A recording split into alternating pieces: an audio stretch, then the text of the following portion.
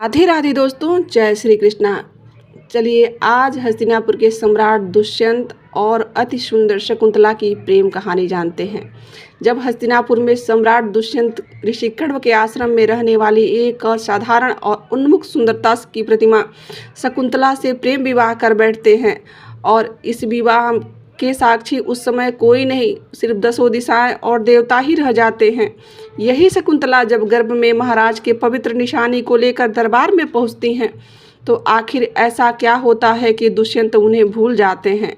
फिर वे दोनों के प्रेम कथा में इतने कठिन मोड़ आते हैं कि इस प्रेम कहानी को इतिहास में अमर कर जाते हैं। आइए आज इसी की प्रेम कहानी को जानते हैं। कथा यहाँ से प्रारंभ होती है। प्राचीन काल की बात है, जब राजा विश्वामित्र महर्षि वशिष्ठ से युद्ध में हार कर और तपस्वी विश्वामित्र बन चुके थे। उनकी तपस्या इतनी उग्र हो जाती है कि उनकी तपस्या से देवराज इंद्र डर जाते हैं। देवराज इंद्र को ऐसा लगने लगता है कि विश्वामित्र कहीं तपस्या करके देवराज का पद ही न ले ले और कहीं मेरा सिंहासन ही न छीन ले। इसलिए देवराज इंद्र एक छल करते हैं और अपने स्वर्ग की सबसे सुंदर अप्सरा मेनका को विश्वामित्र की तपस्या भंग करने के लिए भेज देते हैं। मेनका इतनी सुंदर रहती हैं कि वो अपने प्रयासों से विश्वामित्र की तपस्या तो भंग कर देती हैं, लेकिन फिर दोनों को एक दूसरे से प्रेम हो जाता है। विश्वामित्र और मेनका एक दूसरे के प्रेम में पड़ जाते हैं। फिर इस प्रेम के परिणाम स्वरूप मेनका गर्भवती हो जाती हैं और जब मेनका के गर्भ में एक बालक पलने का यह खबर जब महर्षि को मिलता है तो महर्षि विश्वामित्र उन्हें उसी स्थिति में छोड़कर और अपनी तपस्या में चले जाते हैं। उन्हें ऐसा लगता है कि यदि मैं गृहस्थ आश्रम में चला गया तो मेरी तपस्या भंग हो जाएगी। जब महर्षि विश्वामित्र तपस्या करने चले जाते हैं तब मेनका अपनी उसी स्थिति में अपना दिन कैसे भी व्यतीत करती हैं और कुछ समय के बाद वह एक बड़ी ही सुंदर बेटी को जन्म देती हैं। लेकिन मेनका एक अप्सरा रहती हैं, इसीलिए वह ज़्यादा समय पृथ्वी पर नहीं रह सकती हैं और ना ही वह अपनी नवजात बालिका को लेकर स्वर्ग जा सकती हैं।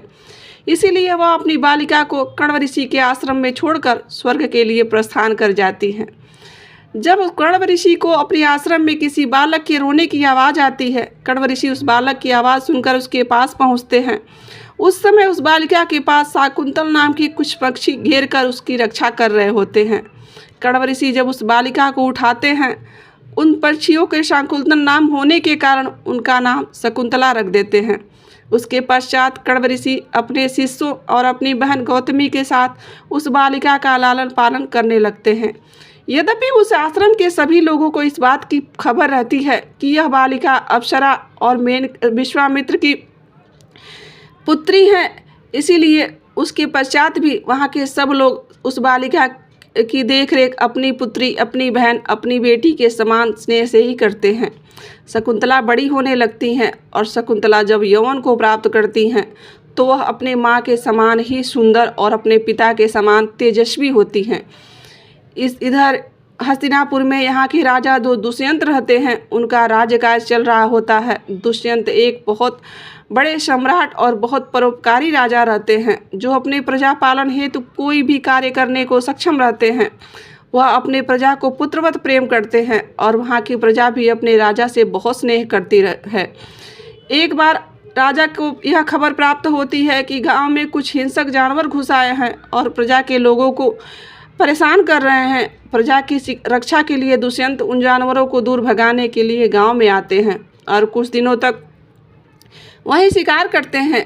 फिर वह एक जानवर का पीछा करते करते राजा दुष्यंत बहुत दूर निकल जाते हैं। अंत में जब वह उस जानवर पर अपना तीर छोड़ने वाले रहते हैं तभी वहां पर 2 सन्यासी आ जाते हैं और वह यह कहकर रोक देते हैं कि हे महाराज, आप कण्व ऋषि के आश्रम की सीमा में आ चुके हैं। यहाँ जीव हिंसा वैध नहीं है, आप इस जीव को नहीं मार सकते। राजा दुष्यंत सहसा ठहर जाते हैं और उन ऋषियों को प्रणाम करते हैं और कण्व ऋषि के बारे में जानकारी प्राप्त करते हैं।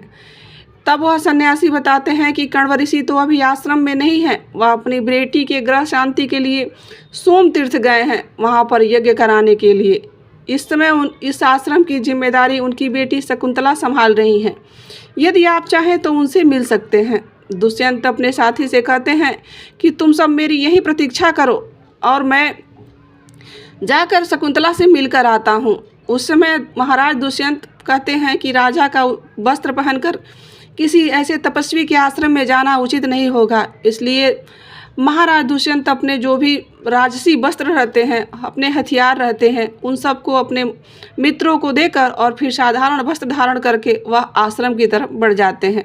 इस प्रकार दुष्यंत जब एक मनुष्य साधारण मनुष्य के भांति आश्रम में आगे बढ़ ही रहे होते हैं, उनके मन में कहीं यह विचार नहीं रहता है कि शकुंतला इतनी सुंदर और इतनी प्रभावी होंगी। वह यह सोचते हैं कि एक संत की पुत्री है, एक ऋषि की पुत्री है, तो जरूर कोई सन्यासी होगी। कहीं उनके मन में दूर दूर तक शकुंतला से विवाह का कोई भी विचार नहीं चल रहा होता है। वह इसी सोच के साथ आगे बढ़ रहे होते हैं कि जब इतना दूर हम आश्रम में आ गए हैं तो क्यों न ऋषि कन्या से मिलकर और फिर प्रसाद ग्रहण कर कर कुछ देर यहाँ ठहर कर फिर अपने राज्य की तरफ बढ़ जाएंगे। यही सोचकर राजा बढ़ ही रहे होते हैं कि तभी उनके कानों में कहीं कुछ दो स्त्रियों के हंसने खेलने की आवाज़ पड़ती है। सहसा उनका ध्यान उस तरफ आकर्षित हो जाता है। महाराज दुष्यंत उस तरफ चल पड़ते हैं। जब उस तरफ वह जाते हैं तो एक पेड़ की ओट से खड़ा होकर देखते हैं, वहाँ पर 2-3 स्त्रियाँ रहती हैं जो आपस में हंसी ठिठोली कर रही होती हैं। वह बहुत ही सुंदर उद्यान रहता है जहाँ अनेकों प्रकार के फल पौधे और फूल लगे रहते हैं। तभी उनमें से एक स्त्री कहती है कि हे शकुंतला, लग रहा है महर्षि को तुमसे ज़्यादा प्रिय यह उद्यान ही है, तभी तो तुम्हारे जैसी सुंदरी को इस उद्यान में पानी डालने के लिए लगा कर रखा है। जब दुष्यंत के कानों में शकुंतला शब्द पड़ता है तो वह सोचते हैं कि हो न हो यह वही शकुंतला है जिससे मिलने के लिए हम जा रहे हैं, क्यों न हम इससे यहीं मिल लें और फिर यहीं से अपने राज्य की तरफ प्रस्थान कर जाएंगे। यही सोचकर महाराज दुष्यंत कुछ और आगे चलकर एक पेड़ की ओट से उन कन्याओं की बातों को सुनने लगते हैं। जब थोड़ा और आगे बढ़ने पर महाराज दुष्यंत की दृष्टि जब शकुंतला के ऊपर पड़ती है तो उनकी आंखें जैसे वहीं ठहर जाती हैं, उनकी आंखें फैल जाती हैं। उन्होंने कभी कल्पना ही नहीं की थी कि धरती पर कोई इतना सुंदर सौंदर्यवान हो सकता है। महाराज दुष्यंत को पहली ही नज़र में शकुंतला से प्रेम हो जाता है। इधर वह तीनों जो सखियाँ रहती हैं वह आपस में बात करती हैं। उनमें से उनकी 2 सखी रहती हैं, उनका नाम रहता है प्रियंवदा और अनसुईया। दुष्यंत की उपस्थिति का उन्हें कोई आभास नहीं रहता है कि हमारे आसपास कोई और भी है, और सब अपने हंसी टिटोली में लगी रही हैं। इतनी में एक भंवरा आता है जो शकुंतला को परेशान करना शुरू कर देता है। उनके कानों के पास उनके अगल बगल आकर मड़राने लगता है। शकुंतला कहती हैं कि देखो ना, बड़ा ही ढीठ भंवरा है, यह तो यहाँ से हट भी नहीं रहा है, इसका कृपया करके इसे हटाओ। तब महाराज दुष्यंत दूर खड़े यही सोच रहे होते हैं कि वाह, कितना भाग्यवान भंवरा है कि वह बिना डरे इतनी सुंदर स्त्री के आसपास मंडरा रहा है और उसे कोई कुछ भी कर भी नहीं रहा है, और मैं एक यहाँ खड़ा होकर यह देख रहा हूँ। उसके पश्चात जब कुछ समय बीतता है तब उनकी सखियाँ कहती हैं कि अरे हटाओ उसे, नहीं तो तुमसे नहीं हो पा रहा है तो कहो तो हम महाराज दुष्यंत को बुलाते हैं, वो हमारे राज्य के राजा हैं, सुना है बड़े सुंदर हैं, बड़े हिष्ट-पुष्ट दिखते हैं और सबकी रक्षा भी करते हैं। क्यों ना तुम महाराज दुष्यंत को पुकारती हो, और उनका कर्तव्य भी है कि अपने प्रजाजन की रक्षा करें। यही कहकर वो दोनों सखियाँ उन्हें चिढ़ाती हैं। इतने में समय देखकर महाराज दुष्यंत उनके सामने प्रकट हो जाते हैं और कहते हैं कि हमने सुना आप किसी को बुला रही थी, क्या आपको कोई कष्ट है, आपको कोई सहायता की आवश्यकता है? क्योंकि उस समय महाराज दुष्यंत एक साधारण व्यक्ति के वेशभूषा में थे तो उन्हें पहचानना कठिन था, और वह तीनों उन्हें देखी भी नहीं थी, इसलिए कोई उन्हें पहचान भी नहीं रहा था। तब उनमें से उनकी सखी कहती है कि नहीं नहीं, ऐसी कोई बात नहीं है, यह साधारण सा भंवरा है जो इसे परेशान कर रहा है, यह तो रोज़ की बात है, ऐसी कोई बात नहीं है। फिर वह सभी आपस में बात ही कर रही होती हैं। तभी वहाँ पर वो 2 ऋषि कुमार भी वहाँ पर उपस्थित हो जाते हैं। वह महाराज दुष्यंत को पहचान लेते हैं। इन दोनों सखियों को भी पहले से आभास हो चुका होता है, क्योंकि उन्हें उनके चाल ढाल, उनके रहन सहन, उनके शारीरिक चिन्ह से ऐसा लग रहा होता है कि कोई राजपुरुष या फिर राज परिवार से संबंध रखने वाला कोई व्यक्ति है, परंतु कोई यह नहीं जानता कि यह महाराज दुष्यंत स्वयं ही यहाँ पधारे हैं। वह उन सखियाँ उनके आदर सत्कार कर ही रही होती हैं। तभी 2 सन्यासी कुमार वहाँ पर उपस्थित होते हैं और वह महाराज दुष्यंत को महाराज कहकर जब संबोधित करते हैं तब यह तीनों देखती ही रह जाती हैं।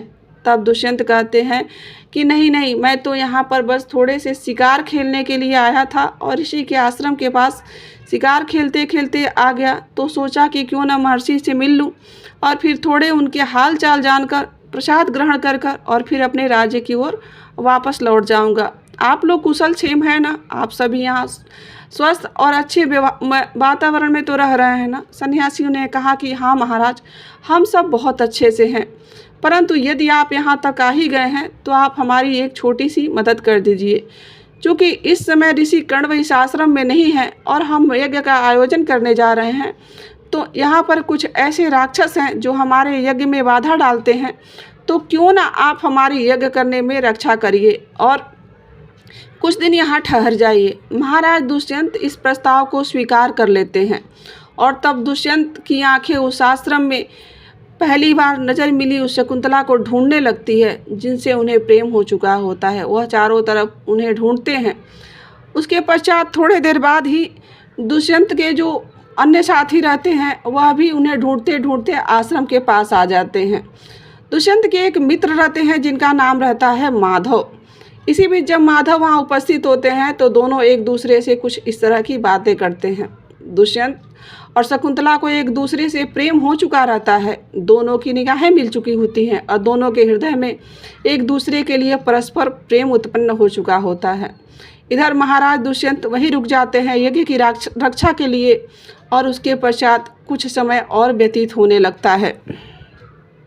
उसके पश्चात कुछ दिन बाद फिर राजमहल से संदेशा आता है कि राजमाता एक अनुष्ठान कर रही हैं जिसमें दुष्यंत की उपस्थिति जरूरी है। जब दुष्यंत को यह खबर प्राप्त होती है तब उनके सामने धर्म संकट उत्पन्न हो जाता है, क्योंकि वह उस समय शकुंतला को छोड़कर जाना नहीं चाहते हैं। फिर वह अपने प्रिय मित्र माधव से कहते हैं कि वह अपने सेनापति और सेना को साथ लेकर महल की तरफ जाएं और महल के अनुष्ठान को पूजा कराने में राजमाता की सहायता करें, और तब तक मैं अतिथि जो ऋषि आते हैं उनका अतिथि ग्रहण करके और फिर कुछ दिनों के बाद वापस आ जाऊंगा। इस प्रकार उन्हें आश्रम में छोड़कर उनके मित्र साथी और सभी सैनिक वहां से चले जाते हैं।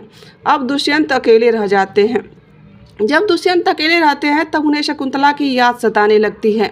उधर शकुंतला भी उनके प्रेम के विरह में जल रही होती हैं। शकुंतला को उनकी विरह इतनी ज़्यादा बढ़ जाती है कि उन्हें बुखार हो जाता है, यानी ज्वर। तब उनकी दोनों सखियां रात को उन्हें ठंडक महसूस कराने के लिए उन्हें रात्रि में लेकर एक शिला के ऊपर बैठी रहती हैं। शकुंतला मारे ज्वर से तप रही होती हैं। शिला पर बैठी बैठी उनकी सखियां कहती हैं शकुंतला से कि हे शकुंतला, यह शरीर का ज्वर नहीं है, यह मन का ज्वर है। यदि तुम्हारे मन में कोई ऐसी बात चल रही है, तुम जब तक उसे बताओगी नहीं तब तक तुम्हारा यह ताप कम नहीं होगा। यदि तुम्हारे मन में कोई इच्छा हो तो तुम हमें बता सकती हो। शकुंतला कहती है कि ऐसा कोई बात नहीं है, परंतु उनकी सखियां यह भाप चुकी होती हैं कि शकुंतला को दुष्यंत से प्रेम हो चुका है, क्योंकि वह दोनों सखियां उनकी बचपन की सखी रहती हैं। तब जब मजाक मजाक में बात आगे बढ़ती है तो शकुंतला अपने मन की बात अपने जुबान पर लाती हैं और वह कहती हैं कि हाँ महाराज दुष्यंत से मुझे प्रेम हो गया है। तो वह दोनों सखियां कहती हैं कि जाके तुम महाराज दुष्यंत से कह दो कि तुम्हें उनसे प्रेम है, परंतु वह ऐसा न कहती हैं। कहती हैं मैं ऐसा नहीं कर पाऊँगी। तब उनकी सखियां कहती हैं कि क्यों न तुम एक पत्र लिखो और लाओ, वह पत्र हम महाराज दुष्यंत को देकर आ जाएंगे। तब शकुंतला संकुचित होते हुए कहती हैं कि नहीं, ऐसा नहीं हो सकता। यदि मेरे प्रेम पत्र को वह स्वीकार नहीं करते हैं तो मेरी कितनी अवहेलना होगी, मेरी कितनी निंदा होगी। उनकी सखियां समझाती हैं कि ऐसा कुछ नहीं है, प्रेम तो प्रेम होता है, और कौन ऐसा होगा जो तुम्हारे जैसी सुंदर और तेजवान स्त्री के प्रेम को अस्वीकार कर दे, उसका दुर्भाग्य ही होगा। उसी समय महाराज दुष्यंत शकुंतला को ढूंढते ढूंढते वहाँ पर पहुँच जाते हैं और एक पत्थर की ओट से यह सारी बातें वह सुन रहे होते हैं। फिर उनकी सखियां जब समझाती हैं तब शकुंतला कहती हैं परंतु यहाँ तो प्रेम पत्र लिखने की कोई सामग्री भी नहीं है, मैं किस पर प्रेम पत्र लिखूं। उनकी सखियां कहती हैं कि कोई बात नहीं, हम तुम्हें एक कमल पत्र तोड़ कर ला के देते हैं और तुम उसी पर अपने मन की सारी व्यथा लिख दो।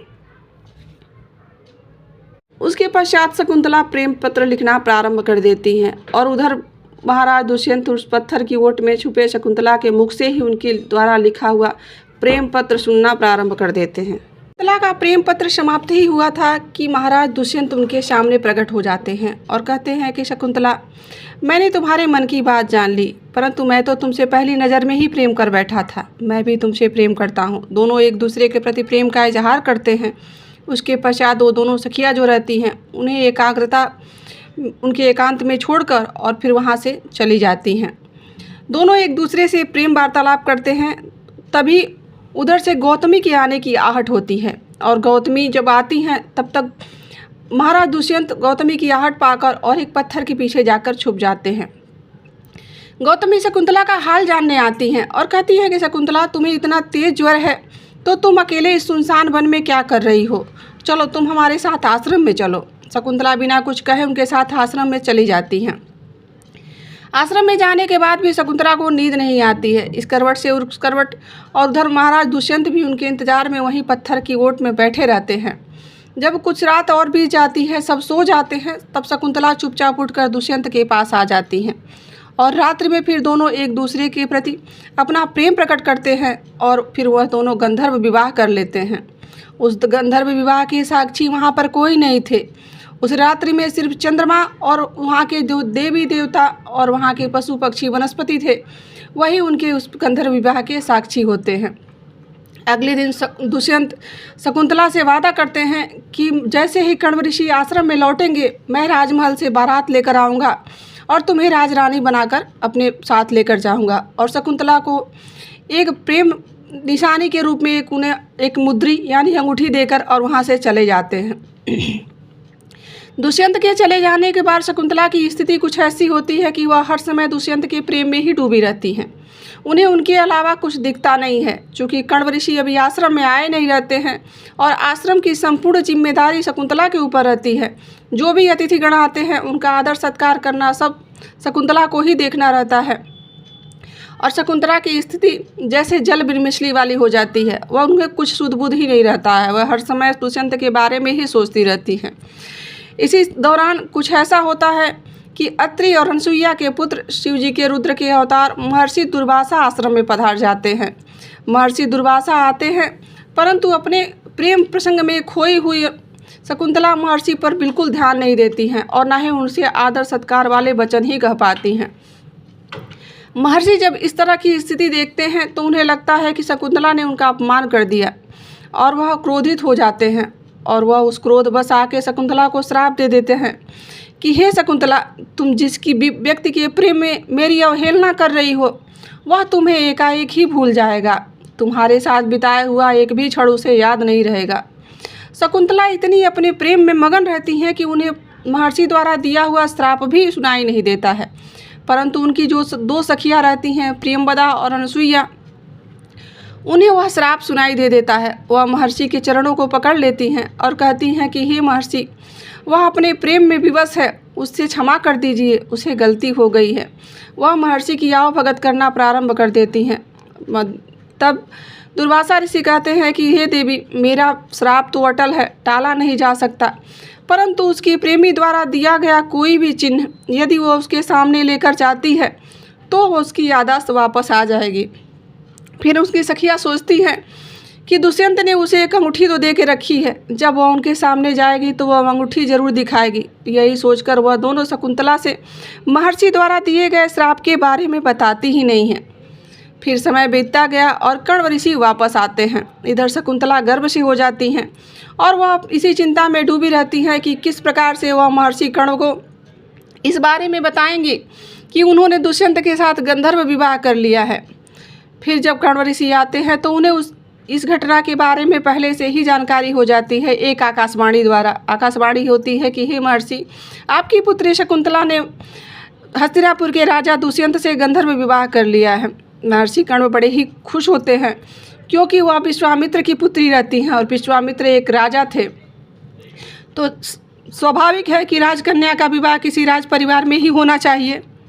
जब महर्षि कण्व आते हैं तो वह शकुंतला को अपने पास बुलाते हैं और कहते हैं कि हे पुत्री, तुम्हारा विवाह उचित ही हुआ है। तुम एक राज परिवार की पुत्री हो तो तुम्हारा विवाह ही एक राजा के साथ ही होना चाहिए। वर्ण व्यवस्था के अनुसार यही सही है। कण्व ऋषि अपनी पुत्री से कहते हैं कि पुत्री, लेकिन जो भी कारण हो, भले ही तुम्हारा पति तुम्हें भूल चुका हो, लेकिन हमारा कर्तव्य बनता है कि हम तुम्हें दुष्यंत के पास पहुंचा दें। एक बेटी का परिवार उसका ससुराल ही होता है, और इस तरह तुम्हारे गर्भ में पल रहे बालक का भी पिता उसके साथ होना चाहिए, यह आवश्यक है। इसी बात को कहते हुए उन्हें शकुंतला को हस्तिनापुर जाने की तैयारी करनी शुरू कर देते हैं। शकुंतला 2 ऋषि कुमारों और माता गौतमी के साथ में लेकर हस्तिनापुर के लिए जाने के लिए तैयार हो जाती हैं। उस समय का वर्णन कालिदास कहते हुए कहते हैं कि आप भी अगर बहुत लोग कालिदास के महाकाव्य को पढ़े हैं, जो भी उसको पढ़ते हैं, कहते हैं कि इतना भावुक वर्णन किया गया है कि जो भी उसे पढ़ता है उसकी आंखों में आंसू ही आ जाते हैं। जब शकुंतला विदा हो रही होती हैं तब महर्षि कर्ण रोने लगते हैं। शकुंतला उनके पैर छूती है और कहती हैं कि हे महर्षि, हे पिताजी, आप तो एक ऋषि हैं, आप तो परम ज्ञानी हैं और इस संसार के मोह से विरक्त हैं, फिर भी आप मेरे जाने पर क्यों रो रहे हैं। तब महर्षि कण्व कहते हैं कि हे पुत्री, भले मैं ऋषि हूँ, भले मैं मोह से विरक्त हूँ, लेकिन हूँ तो एक इंसान ही, और उसमें भी पिता। यदि कोई पिता अपनी पुत्री के विदाई पर उसके नेत्रों में आंसू न हो तो समझना कि मनुष्यता पृथ्वी से समाप्त हो रही है। जब तक मनुष्यता है, हर पिता को अपनी बेटी की विदाई में आँख में आंसू आना स्वाभाविक है। जब शकुंतला की विदाई होती है, कहते हैं कि उस समय उस आश्रम के पशु पक्षी पेड़ पौधे सब उनके विरह में रो रहे होते हैं और सबके चेहरे जैसे मुरझाए हुए होते हैं। शकुंतला को तो जाना ही था। कण्व ऋषि के आश्रम से हस्तिनापुर बहुत दूरी पर रहता है। बीच में एक दिन का पड़ाव पड़ता है। इस पड़ाव के दरमियान शकुंतला जब नहाने जाती हैं तब दुर्वासा ऋषि के श्राप का फलित होने का समय आता है, और स्नान करते समय उनके हाथ में जो अंगूठी रहती है, जो दुष्यंत द्वारा दी गई रहती है, वह अंगूठी उसी जल में गिर जाती है, जो एक मछली निगल जाती है। फिर जब ऐसा रहता है कि जब शकुंतला दुष्यंत का इंतजार करती हैं, उनसे मिलने का समय जब उनसे नहीं मिली रहती हैं, तब वह अंगूठी उनके लिए प्राणों से भी प्रिय रहती है। परंतु जब से शकुंतला को यह ज्ञात हुआ रहता है कि वह हस्तिनापुर के राजा दुष्यंत से मिलने जा रही हैं, वह जैसे अपनी सब सुध बुध ही खो बैठी रहती हैं। फिर उन्हें अंगूठी की सुध बिल्कुल भी नहीं रहती है, और शकुंतला को पता ही नहीं चलता कि कब अंगूठी उनकी उंगली से निकलकर उस पानी में जाकर गिर गई। फिर कुछ समय जब व्यतीत होता है, एक दिन बीतता है, और फिर हस्तिनापुर के दरबार में वह सभी उपस्थित होते हैं। हस्तिनापुर के दरबार में 2 ऋषि कुमार, एक युवा स्त्री जो गर्भ से है और एक वृद्ध तपस्विनी को देखकर वहाँ के लोग बड़े ही आदर से उन्हें रास्ता देते हैं और उन्हें महाराज के सामने लेकर जाते हैं। महाराज उनसे पूछते हैं कि कहिए, आप सब क्या याचना लेकर आए हैं, क्या आज्ञा है आप सबका, मैं आपके लिए क्या कर सकता हूँ। तब गौतमी कहती है कि हे महाराज, शायद आप हमें पहचान नहीं रहे हैं, यह शकुंतला है जिससे आपने गंधर्व विवाह किया था। हम चाहते हैं कि आप इन्हें अपना लीजिए और अपने होने वाले बच्चे को भी अपना नाम दे दीजिए। इस पर दुष्यंत इस बात को सुनकर चकित हो जाते हैं, क्योंकि उन्हें कुछ भी महर्षि के दुर्वासा के श्राप के कारण याद नहीं रहता है। वह कहते हैं कि यह बात सत्य है कि महर्षि कण्व के आश्रम में मैं जरूर गया था, वहाँ कुछ दिन रुका भी था, परंतु इस स्त्री को मैं देखा भी नहीं हूँ। मैं भगवान की सौगंध खाकर कहता हूँ कि मैं इस कन्या से कभी नहीं मिला हूँ। हाँ, यह सत्य है कि इतनी सुंदर स्त्री आज तक मैंने नहीं देखी है। यदि यह गर्भ से नहीं होती तो मैं आपको आश्वासन देता हूँ कि मैं इसे विवाह जरूर कर लेता, परंतु यह गर्भ से है और किसी और के पुत्र को मैं अपना पुत्र कैसे मान लूँ, उसे हस्तिनापुर का राजा कैसे घोषित कर दूँ। यह कहकर महाराज दुष्यंत वहाँ से चले जाने लगते हैं। तब उन्हें शकुंतला कहती हैं, क्या आपको बिल्कुल याद नहीं कि मैं आपकी पत्नी हूँ। शकुंतला पहले तो उनकी बातों को सुनकर जड़ हो जाती हैं, जैसे उन्हें समझ में नहीं आता। शकुंतला को यह लगता है कि दुष्यंत ने उनका उपभोग किया है, उनकी सुंदरता को देखकर उनका उपभोग करके उन्हें छोड़ दिया है, परंतु उन्हें पता ही नहीं था कि दुर्वासा ऋषि ने उन्हें श्राप दिया है, जिसका यह कारण है कि वह उन्हें भूल चुके हैं। परंतु जब शकुंतला महाराज दुष्यंत को धिक्कारती हैं तो वह कहते हैं कि हे देवी, आप व्यर्थ ही मुझे धिक्कार रही हैं। मैंने आपको इससे पहले कभी नहीं देखा है, मैं तुम्हें नहीं जानता हूँ। हाँ, यदि मैंने तुमसे गंधर्व विवाह किया है तो मैंने तुम्हें ज़रूर कुछ निशानी दी होगी। तुम पहले यह सिद्ध करो कि मैं तुम्हारा पति हूँ। शकुंतला को सहसा याद आता है कि हाँ, आपने मुझे एक अंगूठी दी थी। शकुंतला का हाथ अंगूठी की तरफ बढ़ता है। अंगूठी जब हाथ में दिखाई दे देता है तब शकुंतला को समझ में आता है कि उनके साथ कुछ बहुत बड़ा घटित हो गया है। अब क्या करें? सभा में सब लोग, जितने मंत्री और पंडित रहते हैं, सबसे दुष्यंत पूछते हैं कि अब क्या किया जाए। तब उनमें से कुछ विद्वान पंडित जो रहते हैं वह उठकर खड़े हो जाते हैं और कहते हैं कि महाराज, हो सकता है भाग्यवश या प्रभु की कुछ लीला के कारण आपको कुछ याद न रहा हो, परंतु यदि मान लीजिए इनका पुत्र होता है तब हम ज्योतिष गणना करके यह बता सकते हैं कि वह पुत्र आपका है कि नहीं है। लेकिन तब तक तो यही लग रहा है कि जैसे आपके साथ कोई छल किया जा रहा है। तब दुष्यंत कहते हैं कि कोई बात नहीं, तब तक इस स्त्री को इसी राज्य में रखा जाए। अपने वहाँ के एक विद्वान पंडित हैं, उनके वहाँ वह पुत्री बन के रहेंगी और जब इनका पुत्र होगा तब उसकी गणना की जाएगी और यह पता लगाया जाएगा कि वह किसका पुत्र है। इसके पश्चात शकुंतला गौतमी से कहती है कि मैं वापस कण्व ऋषि के आश्रम में जाना चाहती हूँ। गौतमी कहती है कि नहीं पुत्री, तुम वापस कण्व ऋषि के आश्रम में नहीं जा सकती। तुम यहीं रहकर न प्रेम की परीक्षा दो और अपने प्रेम को सिद्ध करो। यदि तुम वापस इस आश्रम में जाओगी तो लोग तुम्हारा उपहास करेंगे और तुम्हें झूठा साबित कर देंगे। यही सोचकर गौतमी और वह दोनों मुनि कुमार जो रहते हैं उन्हें छोड़कर वहीं चले जाते हैं। उसके पश्चात शकुंतला उस पंडित जी के साथ उनके घर पर जाने के लिए तैयार हो जाती हैं, परंतु रास्ते में कुछ ऐसा घटित होता है जिसे वह पंडित देखकर आश्चर्यचकित रह जाता है। एक अदृश्य शक्ति आती है, वह शकुंतला को गायब कर देती है और शकुंतला को ले जाकर महर्षि कश्यप के आश्रम में छोड़ देती है। वहाँ महर्षि कश्यप के आश्रम में शकुंतला रहने लगती है। इधर दुष्यंत अपने राज्यकारभार संभालने लगते हैं। एक दिन कुछ सिपाही एक मछुआरे को पकड़कर उनके सामने हाजिर करते हैं और कहते हैं कि महाराज, इस मछुआरे ने आपकी अंगूठी चुराई है। महाराज दुष्यंत कहते हैं कि एक नगर का मामूली मछुआरा मेरे अंगूठी तक कैसे पहुंच सकता है? यह कैसे हो सकता है? मछुआरा हाथ जोड़कर कहता है, हे महाराज, मैंने आपकी अंगूठी नहीं चुराई। मैं मछली पकड़ने जा रहा था, तब मैंने एक गर्भवती मछली को पकड़ा था। जब मैंने उसका पेट देखा तो उसमें आपकी अंगूठी प्राप्त हुई। जब राजा दुष्यंत उस अंगूठी को देखते हैं तब उन्हें स्वतः सारी चीज़ें ऐसे ही दिखाई देने लगती है। उन्हें शकुंतला याद आने लगती हैं। तब उन्हें अपने किए पर ग्लानि होने लगती है। वह अपने आप को धिक्कारने लगते हैं, जबकि उसमें दुष्यंत की कोई गलती नहीं रहती है।